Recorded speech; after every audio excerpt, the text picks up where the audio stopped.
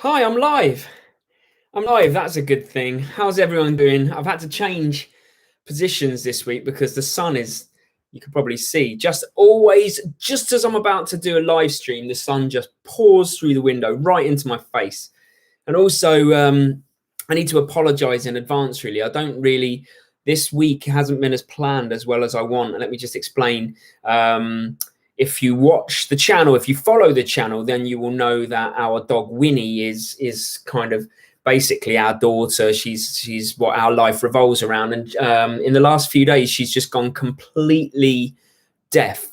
Like, we can't explain it. We don't know what's happening. She doesn't respond to us, and it's freaking us out.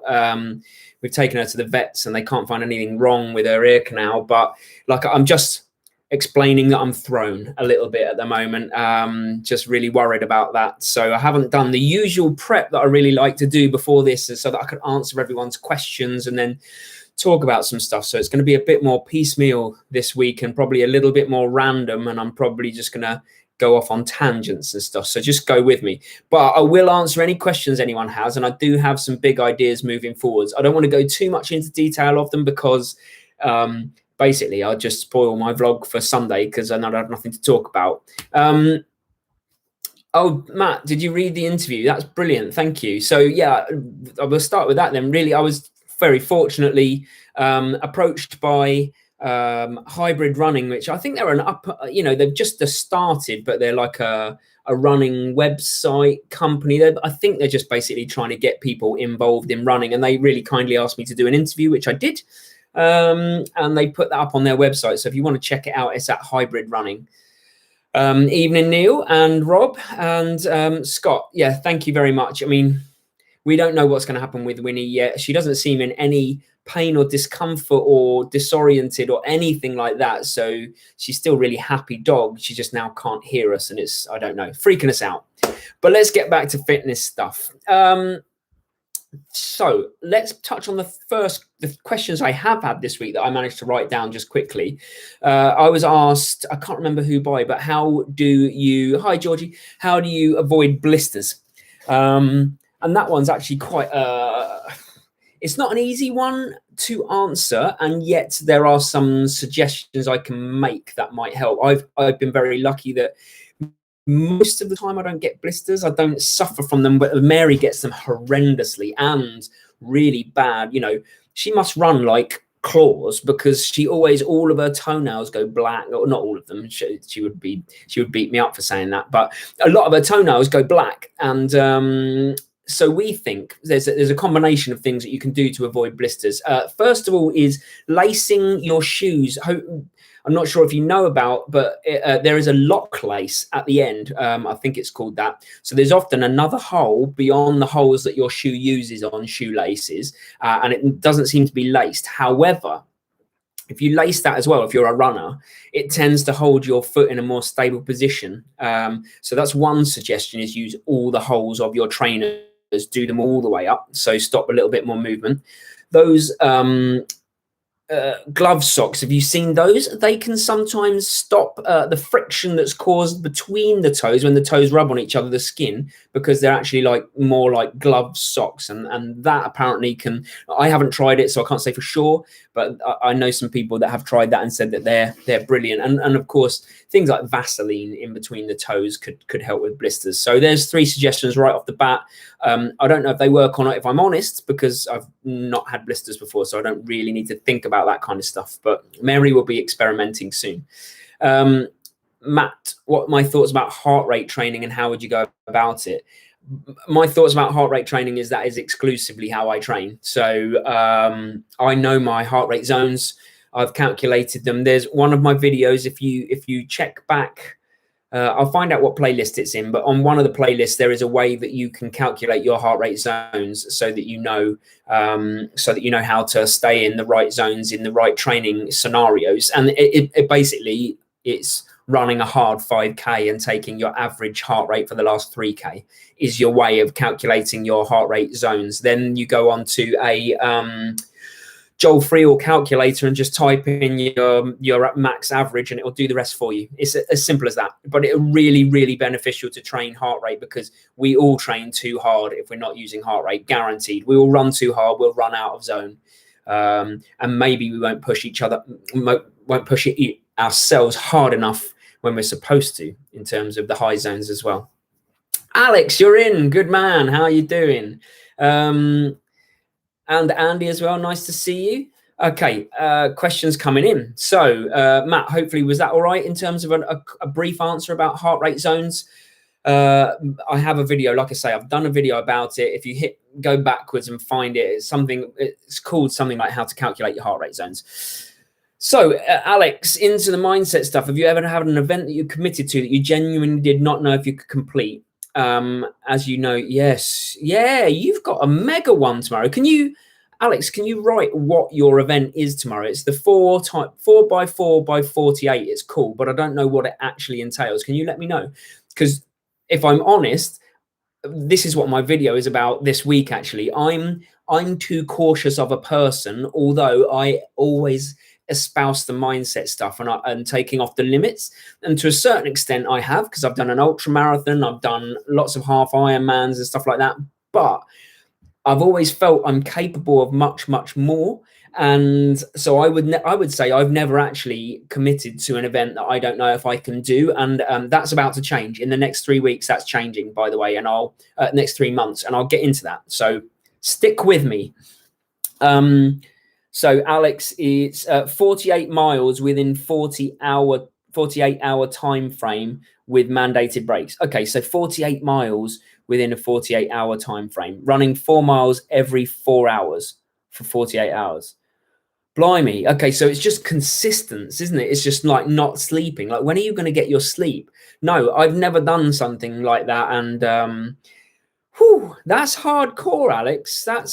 Is there a way that we can follow you while you're doing it other than your social media? So if you want to follow Alex, by the way, he's Alex Evolving on Instagram.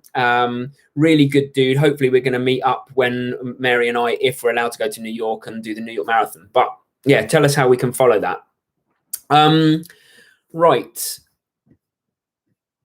Rob Gundry is asking, why do we use the lactate threshold method as opposed to maximum heart rate?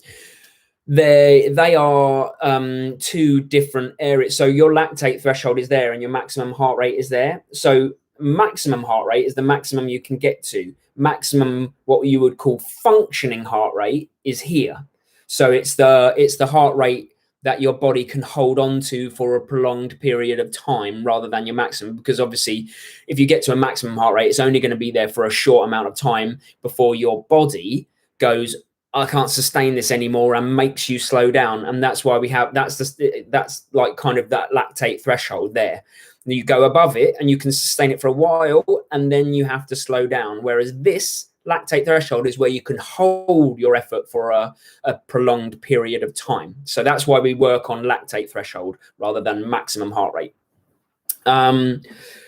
Okay, Andy, have I ever used Stride Power? I haven't used have I ever used a power meter? No.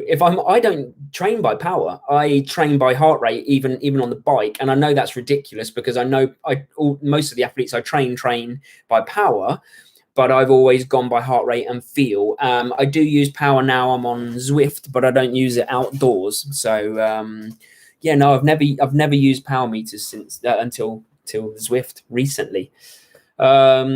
Okay, Alvin, yeah, I am enjoying my Zwift sessions, thanks. Yeah, it has changed things for me, I think.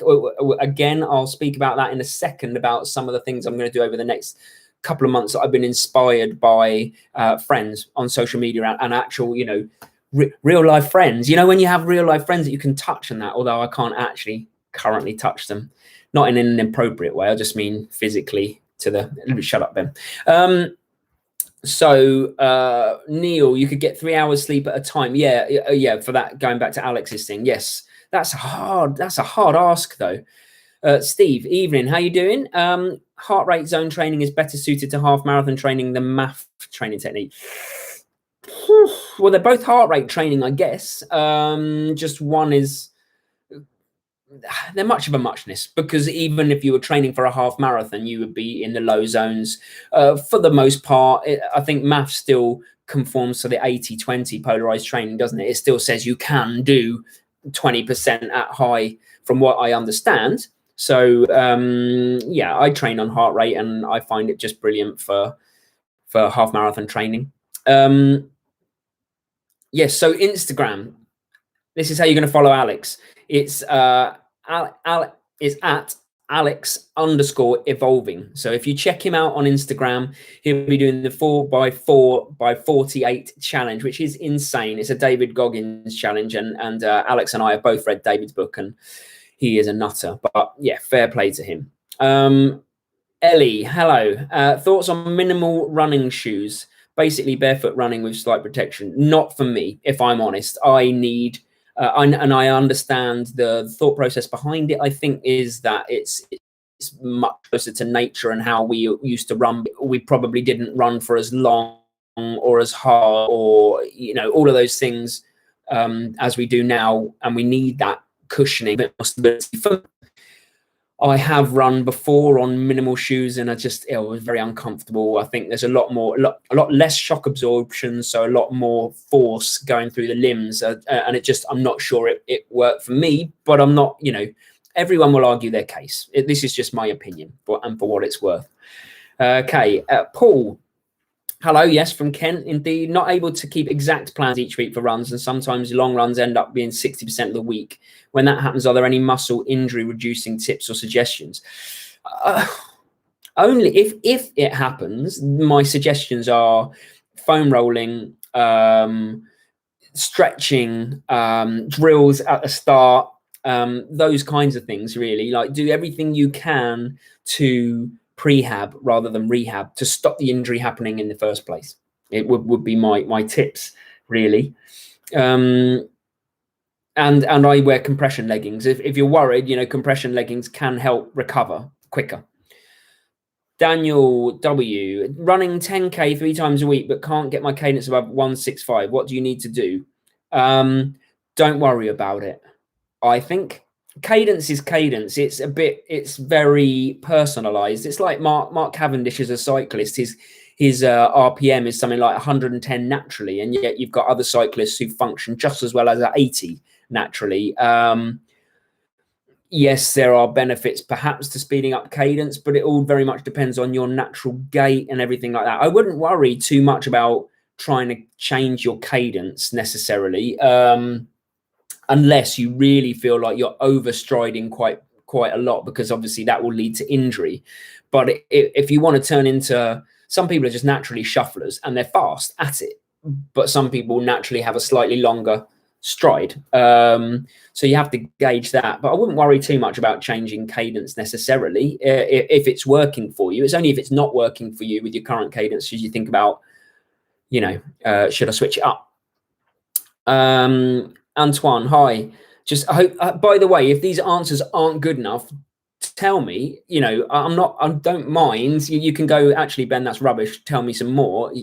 It's not a problem. I'm just trying to get through everyone and give everyone a decent answer.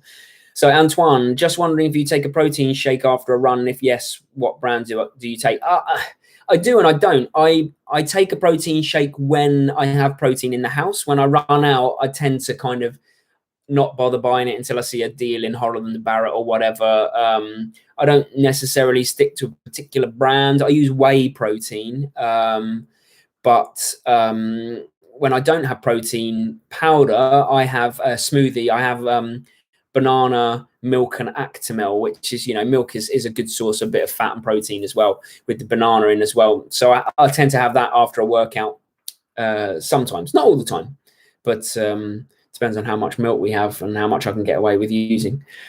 Sagar, oh, hi, hello. Starting the beginner to 10K plan, had a question on pace for the first few weeks of run. Should I run slow or a goal 10K pace? Never at your goal pace. I would say almost never train at your goal pace would be my answer. Save your goal pace for your race pace, for your race. Train, if you're doing beginner to 10K, super easy. Train at a pace you can hold a conversation for the entire time. Remember, there's no rush. This is a start of a journey that's supposed to last for a lifetime, not until you get to a 10K and run it and then go, I'm done. That's not what we're about on this channel for sure. This is about like creating good patterns that last you for your entire life. And I was saying it last week, it's a little bit like, you know, when climbers knock those, what are they called? They're kind of like the rock clamps. They kind of hammer them in and then they attach their ropes to them and they climb a bit higher. And if they fall, they only fall to where they last put in a rock clamp. And that's kind of what the practices and processes we're putting in here, in case you get an injury, or in my case, hit by a car or a little bit demotivated. All of the things we're putting in place means we only fall that little rung rather than all the way to the floor and just completely out of running. So, you know, running is very much, or, you know, sport in general is very much about mindset. So let's train our minds that there is never any rush and we don't need to worry about that side of it. And the rest will take care of itself. So do your training runs at conversational pace would be my answer.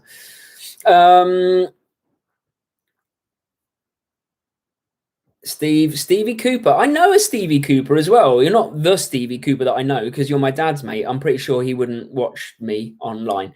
But how you doing? And Paul, share email address. Oh, what was the Gmail? You may have emailed me and I may not have picked it up, Paul. The email, if you want to contact me, is thismessyhappy@gmail.co.uk. I think I'll check that in a minute. Steve, girlfriend has just started running. Any ideas to keep her interested starting out? Yeah, like big her up when she comes back, reward her, like all those things that I always say don't worry about, like extrinsic motivation. It can work on people in the early days. We don't want it to work long term. We don't want people to just be motivated by a pat on the back and stuff like that. But in the meantime, while you're doing all that rewarding and like do the reward tracking, like every time she completes a run, get her to, you know, have a list of the runs she does and like big green tick or something really visual that is motivating. And then tell her to watch my video on motivational tools. And that should help. Rob, Nesquik for recovery. Yeah, I heard that works. Steve, not sure about finding a plan that suits her straight away in case the structure takes away the fun and interest. Yeah, very true. Sometimes you just want to get people hooked into the running without the pressure of having to go to it. And like I've just said, it is for life. You can dip in and out of plans. You can use plans when you want to get to a certain point, but as long as you don't only ever use plans or don't only not use plans, you can mix and match. Neil, Alpro chocolate soya drink if you're plant-based. Yeah, fair enough. Oh, pitons. Are they called pitons that you... Okay, so pitons. Okay. Have I ever had shin splints? No, I've had lots of injuries, but never shin splints. Touch wood, luckily. I mean, I'm constantly injured, really, or just at least trying to stop an injury from happening. At the moment, my hip is like...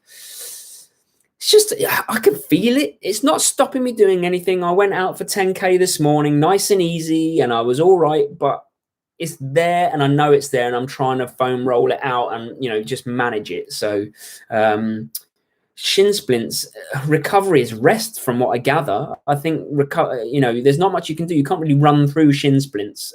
So I would say rest and do a lot of exercises eventually, like duck walks, you know, when you walk on your heels and you pull your toes up and you walk for like 30 seconds or a minute on your heels a few times a day. And it you know, it just strengthens the tibialis anterior, which is the shin muscle. Steve, okay, good. You only ever watch my videos when she's here. James, hi, how you doing? Been running a lot recently, and when you start back to work, you're going to make it part of your morning routine. Yeah, amazing. Don't let that kind of pitter out. I know a lot of us are going to struggle with losing the structures that we've formed when we're off work at the moment. You know, I exercise kind of, I've moved my exercise around to suit my day. This morning, I still went early. I went at like 7:30 because I knew I had other stuff in the day. But some days, like yesterday, I trained at 2 till 4, but then I worked in the evening instead. And I will struggle with that. But if you put the right structures in place, you'll be absolutely fine. But commit to those structures. Cliff, great. It's your birthday and you're having a rest day. Yeah, man. Hopefully a treat day. Not just a birthday and not just a rest day, like a proper treat day. Chocolate, the works, cake, you name it. That's what birthdays are for. I feel like every day is my birthday at the moment, the amount of chocolate I'm eating, but we'll talk about that another time. Eric, hi, mate. How you doing? Good to see you. And James Barry. Oh, James again. Sorry. Should you suggest eating before? If so, how long before running? Yeah, I would. If I'm doing a really easy session, you can probably get away with eating an hour before. But if it's going to be a hard session, 2 hours for sure. Certainly a race. I wouldn't leave it any closer to within an hour of your race. But I tend to most of the time eat after my sessions. And yeah, that seems to serve me well. And Shubham, did I say your name right? During lockdown due to COVID-19, I've not been able to run. How to compensate? Ton of strength and conditioning, my dude, at home. Just smash the strength and conditioning like it was going out of fashion. If you can't run and you can't do anything, if you haven't got a turbo at home, build yourself this body like, 2.0, I always call it. Like, build the equivalent of Ben 2.0. Smash the strength and conditioning every day. Have a structure. Have focus, and just know that when you get out to run, you'll be so much stronger than you were before. And then it still gives you purpose, and it still gives you something to train for. And there's tons of videos out there on my channel and in YouTube in general. So loads of stuff you can do. Alvin, when everything gets back to somewhat normal, will I make another goal episode? And have I met Jay Shetty yet? I haven't. And actually, I've changed that. I know I shouldn't. And I do really like Jay Shetty, but there's some people that I'm just absolutely desperate to meet above and beyond Jay Shetty, and I'm not really sure how I'm going to ever do that. Casey Neistat being one, Gary Vee being another, even people like Simon Sinek. And I do love Jay Shetty, don't get me wrong, but he's not the only one on the list now. They've all been added on. Lolo, not a running question, but a cycling one. Oh, like it. What would you recommend for a beginner setup for Zwift? Get a bike, attach it to a smart trainer. I would recommend a smart trainer if you're going to get Zwift, if I'm honest, and then just go. That would be it. I mean, you can get decent smart trainers for not very much anymore. It depends on how much you want to spend on it. There are obviously top end ones over $1,000, but there are decent ones for, sorry, the air is dry up here, for like 200-300 quid, which is still a lot of money, but it's not over $1,000. So there's options. Andy, you're following my 12-week half marathon training the last few weeks. Oh, the last few weeks of 10K or more. Could you replace a 10K for a shorter, faster run? I wouldn't, but only because in my previous experience personally and coaching people, you will already have an interval session in there from what I remember of the half marathon training plan. But correct me if I'm wrong. I did 2, so I can't remember which one it is. But if you've got interval training in, I wouldn't do another shorter, faster run, because that's how I got injured in marathon and half marathon training. My body just couldn't handle that difference between super hard and super easy. I did a couple of park runs while I was in Australia and blew my Achilles to bits. So, be careful would be my advice. But it's your plan. I'm trying to give you the tools and you decide the plan, tweak it how you believe it suits you best. It's a framework rather than like a Bible, follow this type thing. But I can only advise. Whoa, the questions are coming in so fast this week. You've had 3 double-decker bars this week, today, Rob. Good man. I've had a whole dairy milk Oreo bar with Mary, and I'm not even ashamed. Georgie, if you've completed 5K plan and want to stop it for now, what should you do to maintain fitness?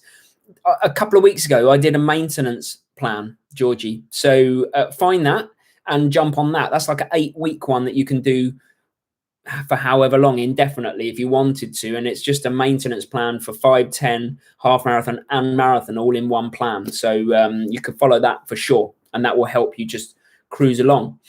Christopher Appley. I don't know. I never know when it says Christopher. I'm like, are you Chris or are you actually a Christopher? Great content on the channel. Thank you. Working towards a sub 25k. Good man. Currently sitting around 21:30, but feels like reaching sub 20 is way off. Training consistently, but progress is slow. Is it normal? Yeah. Yeah. When you get to near your limits, you'll find the amount of time that you can take off the top end, it gets less and less and less. But you will get there. Absolutely. Consistency is the key. Don't push it too hard. When you do your hard sessions, push yourself, really push yourself, but gauge how many hard sessions you should do, because there is obviously a balance between building that base underneath and building the speed on top. But if you do all speed, then you've got no base and you're much more likely to get injured, because the high intensity stuff is really aggressive on the body. So you'll get there though. Definitely. There was points when I was like, I think I ran just about a sub 40 10k, and every year for a few years I was running about a minute faster each year. But each time I ran that, I was like, okay, that's me. There is absolutely no way I'm running faster than that anymore. And then the next year I'll be like a minute faster. So just trust in the process, trust in the consistency, because it is unbelievable what the body in general is capable of. Right, Shane. Hi, new to running, calf sore on my right leg. How is this? It will be something to do with your technique, Shane. Have a look at a couple of my videos about running technique. See if you can spot something in your own technique that you might be able to tweak. But usually if you're getting pain in one leg, there's an imbalance somewhere. And you need to work out how to find it out. But I've done a few videos on how you can spot it yourself. So have a look back there. But it is something that you need to probably check on and not try and run through. Navneet, hey, you can't even run 1k, also suffering from high thyroid. Is that maybe a problem? You start to lose breath. Don't worry about it. Just, I would say, resolve from this moment here to make running part of your life, and then you won't ever get frustrated about it again. You won't be like, I can't run 1k. You'll just be like, I can't run 1k yet. Just always add the yet on at the end. That's what I tell the kids all the time when I'm teaching them. Add yet on and you're all good. So don't worry about what you can and can't run. Run it easy, real easy, conversational pace easy, and eventually you will get there. And then you'll be running 2k. It's like I just said about how fast I run. It comes. You just have to trust the process and be consistent. I said the name right. Good. And Lolo, good. Oh, got a bike already. Good. Richard, thanks for the Q&A. Any upcoming plans to do a virtual collab video with running tips? Yeah, I'll get on to that.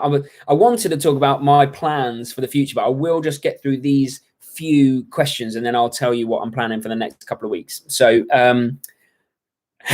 Steve, it is a new cough actually, but it's not. It's like you know, when you feel like you're breathing in dry air. I don't feel like I have anyway, we probably don't need to go into this. Andy, keep it long and keep the running long and slow. Yeah, for sure. Danny, how you doing, buddy? You're running around 60 miles a week. Wow. Calves and Achilles very tight. A lot of stretching, foam rolling, but not much improvement. Anything else you can do? Yeah, I mean, tightness is usually a precursor to pain and injury. So be really careful with that, because that's what happened to my Achilles. I would say stop stretching the calves. Usually when they're struggling, when they're in pain, physios nowadays are recommending resting and then strengthening, and foam rolling and strengthening, and maybe stretching under tension. So, you know, the ones I've done a video about how to work your calves, but the ones where you stand on a step and you go down like that. So you're almost stretching the Achilles and then you go back onto tiptoes and down. So you're kind of stretching and strengthening at the same time, rather than purely, it's more active stretching, dynamic stuff rather than static. So just be careful, because tightness is a precursor to pain. Navneet, oh, you've already said that. Yes. What changes should you make to your diet? You're underweight. Oh, blimey. Eat what you want then. I would say at that point, I once went to the doctor and he said to me, look, I've looked at your weight. If you see a cream cake, maybe consider eating it. And I was like, well, that is a weird thing for a doctor to tell someone, isn't it? But clearly, you know, I've always been lean. It's not a cough. It's not that type of cough. It's dry. I'm sitting in a dusty area. So, Good. Thank you. Okay, here's my plan. I'll tell you it now because I think I've answered nearly every question. Next month, this is what my vlog's going to be about on Sunday, by the way, so I'm not going to tell you too much, but here's the basics. Next month, I'm committing on, I was going to say Skype, on Zwift to cycle 260 kilometers in a day. And if anyone wants to join me, I will set up a Discord channel, and people can hop on and hop off and chat me through it, and it'll be on Facebook and stuff like that. It won't be for charity because I have particular ones that I want to do for charity. It won't be that, but it's a way of me taking my mental taps off. I've never cycled more than 160 kilometers in one go. So why not do 260 just to prove to myself I can do it? This is all injury permitting, but I think I'll be all right. So that's next month. That's June. July, I'm going to virtual Everest. So I'm going to cycle up the Alpe de Zwift 8.5 times. I am going to unlock the virtual Everest badge. It will probably take in the region of 11, 12 hours on Zwift.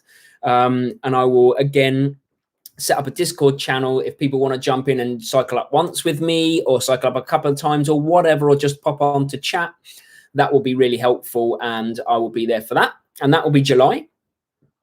August, I'm doing a virtual Ironman. So it's now not looking like I'm going to get to Copenhagen from what I can gather about our government saying that summer holidays are cancelled. So I am going to do my Ironman. I'm going to do, I say virtual, it's probably not going to be indoors. I'm going to go to our local lake has opened up again. So I'm going to book a time slot for that. I'm going to swim. I am going to cycle outdoors, I think, and I have a route, a 90k route that I will just do twice because it's reasonably flat. I want it to replicate Copenhagen as much as possible. And then I'm going to run a marathon. And that is in August. That will be on August the 16th. So if you want to join me for any of those, and I'll make videos about them, of course, for the channel, obviously, but any of those, I'm on Sunday, I'll go into more detail and I'll share the details about Discord group and how we can communicate with each other. And even if people want to jump on and train with me sometimes in the week, I'll put on maybe on the Facebook channel when I'm going to train, and then I'll find a way of getting a Discord code to anyone that wants to join me. I don't want to just put it out there, just this is the Discord code, because a lot of the pupils that I teach sometimes watch my videos, and the last thing I want to do is be interacting with pupils and stuff like that. Don't mind that they watch this, but I don't necessarily want to interact with them outside of school. So I have to be a bit careful. So the Discord thing will come later. Does that all make sense? I mean, this is way beyond my comfort zone. I've never cycled over 160k. I mean, these are going to take probably 8 hours, 12 hours, 10 to 12 hours, depending on how good a day I have for the Ironman. So these are big goals for me.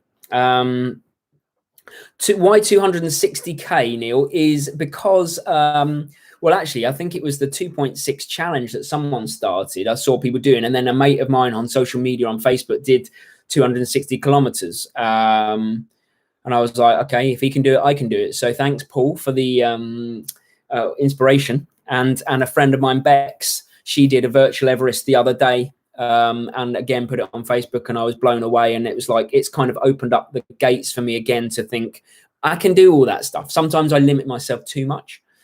Okay. Virtual Everest. Yes, I am totally insane. And like I say, it is all going to be injury permitting, whether I can get there or not. I really hope to. That's my aim. Yeah, you can join me, Lola, if you got your smart trainer for sure. Brendan, hi mate. You're running 10k plus 3 to 4 times a week, 1 hour 12 minutes. Is this an acceptable time? Started in March. There is no, you'll know this if you watch my channel, there is no unacceptable or acceptable time. The time is what it is. And the more consistently you do these runs and the smarter you train, the time will gradually improve. But it's all about consistency. But don't worry about what is or what isn't an acceptable time for anything. You're a runner. That's the key. And that's what you should love and embrace. And that's what I do. I don't, there are people faster than me. There are people slower than me, but we're all runners. And that's what I love. So, yes, yeah, I'm doing the Ironman on your birthday, Alex. That's right. I forgot about that. So, Andy, you got a place in the Great North Run if it's still on. Never run half marathon before. I've not done the Great North Run, but my only half marathon tips are: don't worry, you probably don't need a drink. You're not going to dehydrate hugely in 1.5 to 2 hours. So hydrate really well before the race and take a couple of gels with you and practice your gel strategy in training. I would tend to take one. I used to take one at about 45 minutes and then about 1 hour 15, something like that. So practice whatever you do in training before you do it. Marty. Oh, it's Marty from Finland, Finland, isn't it? Yeah, because we were talking about how cool your name is. Do I know if there's age limits for running marathons or Ironmans? There is none. I think I've said before, I am going to be world champion in the 90 to 95 age group. I'm just telling everyone that now. I don't know what distance. I don't know whether it's running or triathlon, but I'm going to be. That's my aim. Navni, only 1 hour ago, you watched my first video. Now I've answered 2 queries. Fan for life. Brilliant. 1 hour ago. You're in. Good man. I see. Age limit. I thought you meant old age limit, Marty. Yeah, I think marathons and Ironmans might be 16, might even be 18. But you'd need to check that out. So question of how to deal with an event with uncertainty of completion is to be figured out. Yeah, is to do.